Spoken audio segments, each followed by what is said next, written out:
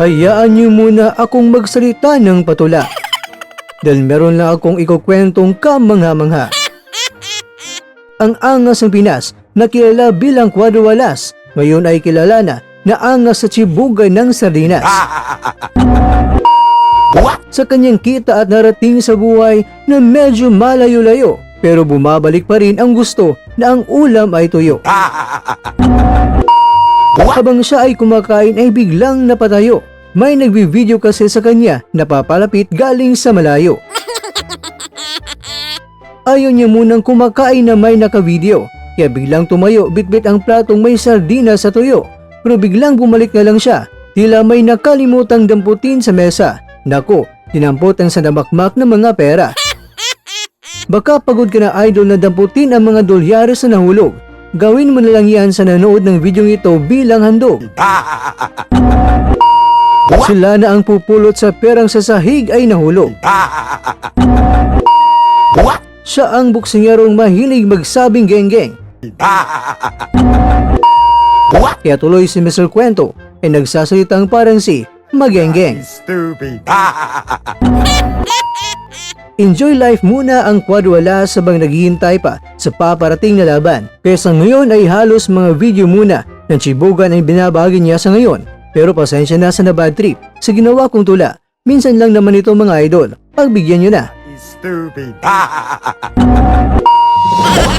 Samantala, ganito ang eksena sa weigh-in nila ni Nick Ball at ni TJ Duany. Nagkainitan ang dalawa pagdating na sa final face-off para sa laban nila ngayong March 15, Sabado sa United Kingdom. Linggo naman sa Pilipinas. Nagkarambola ang dalawa at mabuti na lang dahil may umawat sa kanila. Nakataya ang WBA o World Boxing Association featherweight belt ni Ball sa paparating na laban.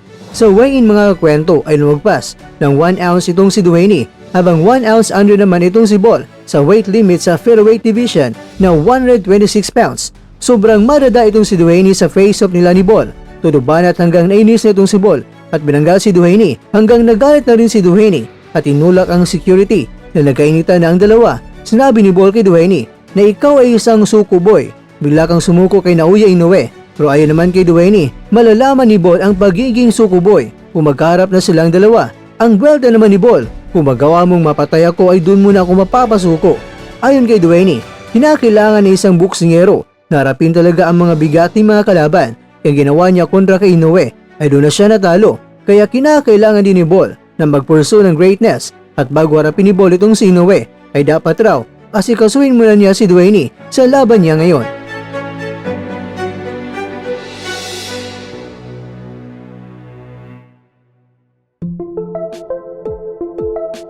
Mga kakwento, gustong patunayan ni Ball na siya ay may kakayang talunin si Naoya, kaya mas higitan pa niya ang sinapit ni Duany sa kamay ni Inoue. Kaya hiling niya na sa darating na panahon, sana ay makakarap din niya ang halimaw na hapon.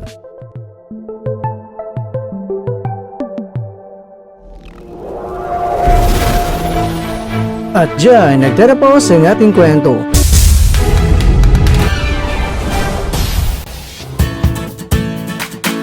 Maraming salamat mga kakwento sa inyong panonood. Pero baka naman mga kakwento ay nagustuhan niyo po ang kwento natin ngayon.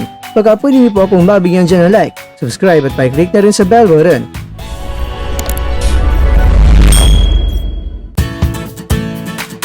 Pero bago tayo tatapos mga kwento, syempre, shoutout po muna tayo dyan sa ating mga kakwento. Kay kakwentong J. Mar Montibon, kay kakwentong Chanchi, kay kakwentong Jonathan Elka, at kakwentong nanonood ngayon, shoutout sa iyo dyan. Bueno, lang dito na po muna ang ating kwentuhan at abangan nyo na po ating susunod na video. At dito lang po yan sa isang channel na kung saan maaring ito'y mga kwentong di pa na kwento sa inyo.